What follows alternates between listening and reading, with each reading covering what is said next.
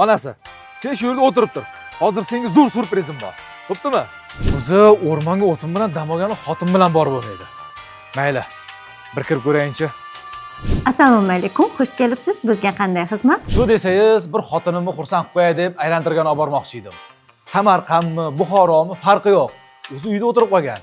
Shu bir xursand qilib qo'yay dedim-da. Hurmatli mijoz, eshiting. Deylik, Samarqandga mashinada bordingiz.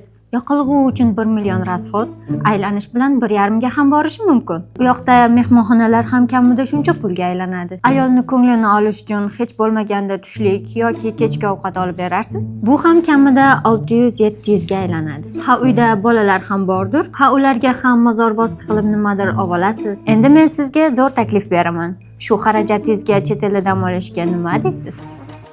Yopiray. Shuni ilojisi bormi? Agar bunaqa zo'r taklif bo'lsa, boraman. Ana ko'rdingiz, yana bir mijozimizni ko'nglini oldik. Tez kunda ajoyib takliflar bilan sizni kutamiz. Bizni kuzatib boring va obuna bo'lishni unutmang.